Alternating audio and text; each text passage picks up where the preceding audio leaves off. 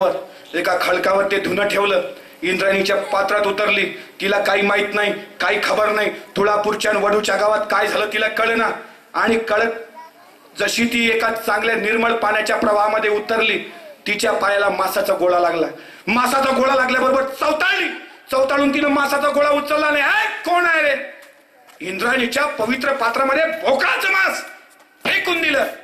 त्याच गावात वडूचा धनगर, बैजा धनगर मेंढर घेऊन आला होता. त्या मासाचा तुकडा त्याच्या पायाजवळ तिनं फेकला आणि पायाजवळ तुकडा गेल्याबरोबर त्या जनाला तो म्हणाला, ए जने काय करते?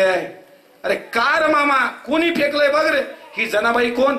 ही जना परटीन ज्यावेळी लहान असताना तिनं तिच्या बापाला म्हटलं होतं, ए दादा माझं लगीन जरा लावायचं असेल तर तिकडं पाचाड बिचाडला रायगडाकडे लाव की रे. दादा म्हणाला, कशाला ग येडे, इतक्या दूर कशाला लगीन रे तुझं? लगीन ग. त्यावेळी ती जना तिच्या बापाला म्हणाली, अरे दादा शिवाजी राजाचे पोवाडे आणि शिवाजी राजाच्या कथा गोंधळाच्या तोंडून लई ऐकल्या बघ. एकदा माझ्या परिटींच्या नशिबात असा योग येऊ दे का शिवाजी आणि संभाजीची राजवस्त्र धुण्याचा योग जर माझ्या जीवनात आला तर माझ्या जीवनाचं कल्याण होईल. लहानपणी जी जना आपल्या बापाशी बोलली ती जना वडूलाच दिली होती. तुळापूर तिचं गाव होतं. त्या पाण्यामध्ये ती उतरली. मासाचा गोळा हाताला लागला, फेकला, बैजा धनगराच्या पायाला पडला. बैजा धनगराला काय करते? अरे बोकडाचं मांस कोणतरी इंद्राणीत टाकलं रे मामा. बोकडाचं मांस नवं, तुला माहित नवं? काय झालं? अरे रात्री शिवाजी राजाचा राजपुत्र आलमगीर औरंगजेबानं कापून काढलाय, त्याचं मांस आहे. आणि फतवा काढलाय, जो त्या प्रेताला शिवल त्याचे सुद्धा हाल. चाल घराकडे जा. घाबरली जना परटीन. शिवरायांवर प्रेम आहे, अभंगनिष्ठा आहे. धावत आली. राधा पाटील निघाले. पाटीलबाई अरे काय झालं? संभाजीराजे कापल्या गेला. अरे आपला शिवाजी राजाचा पोर कापल्या गेला. काय करा? दामाजी पाटलांना सांगा. दामाजी पाटील वडूचे प्रतिष्ठित नागरिक, त्या काळातील सरपंच म्हणून घेऊ. त्या दामाजी पाटलांना राजाने सांगितलं, आम्ही ऐकलं ते खरंय का? काल औरंगजेबाने आलमगीराने संभाजीराजाच्या प्रेताचे तुकडे करून इंद्राणीत बुडवले म्हणतायत. हो, पण गुमान राहा, कोणी जर आवाज काढला तर त्याचे सुद्धा असे हाल केले जातील असा फतवा आहे. घाबरली राधाई पाटील. दामाजी पाटलांनी तिला गप केलं आणि सांगितलं, तुला जे काम दिलंय तेच कर. चाल गुमान जा, कपडे धु. जना परटीला काही करमत नव्हतं. प्रत्येकाच्या दाराजवळ गेली. अरे दादा काही कर. अरे संभाजीराजा पकडला, माझ्या राजाचे पोर कापून काढलं बघ. अरे काय झालं तर राजाला न्याय मिळाला पाहिजे. ज्याचे कपडे धुवायला मी लहानपणापासून धडपडत होती, आज त्याचाच प्रेत तिथे येऊन पडलाय. काय झालं तर चालेल मामा, संभाजीराजाला न्याय मिळाला पाहिजे. कोणी येत नव्हतं. वडू गावात स्मशान शांतता. आणि ती राधाही गरजली. ती राधा परतीन म्हणाली, अरे फक्त आमच्या गावातील तरुण पोरांच्या होटावर मिसरूट असून काय फायदा? शंभूराजा कापला गेला पण साली तरणी बाणपोरा नपुसकासारखी पाळतात. अरे फार तुमची जिंदगाणी. कोणी पुढे येत नव्हतं. पण जनापतीन काय करणार? परी समाजाचं एकच घर त्या तुळापुरामध्ये. कोणी येईना. दामाजी पाटील येईना, राधा पाटीलबाई येईना. काही सुचत नाही. 2 दिवस झाले. तारीख निघाली 13 मार्च 1689. शंभूराजाचा प्रेत तसाच आहे. कोण दिल अग्नी, कोण दिल नाही. न्याय झाला पाहिजे. अग्नी दिला गेली पाहिजे. काहीतरी झालं पाहिजे. गावात गेली, दौंडी दिली, जागोजागी गेली, रडली, पाया लागली. कोणी येत नव्हतं. अशा वेळी महारवाड्यातली लोक जागी झाली.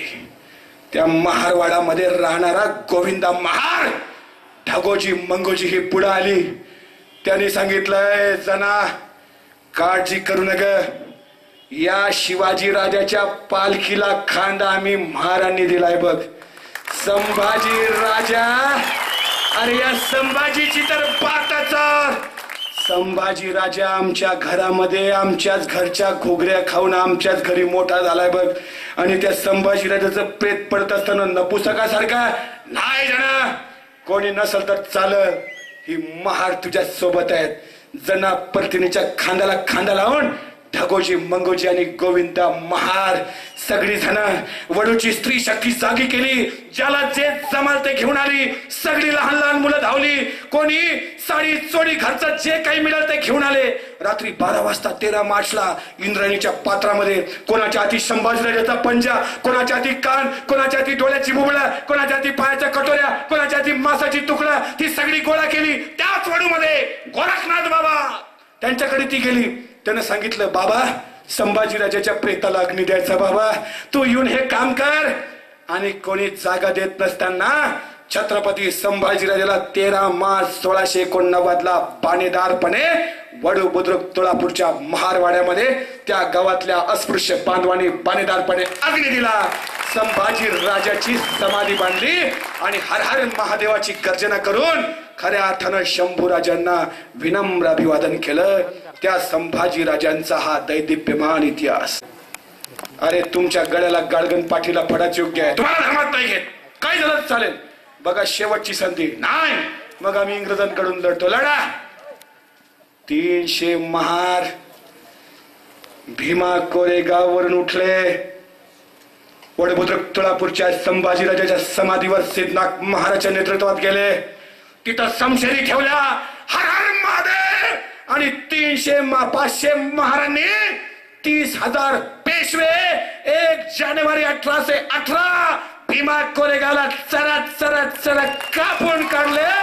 संभाजी राजाच्या अपमानाचा बदला घेतला आणि छत्रपती संभाजी महाराज की जय म्हणून हा इतिहास आमचा आहे. ही धगधगती शौर्य गाथा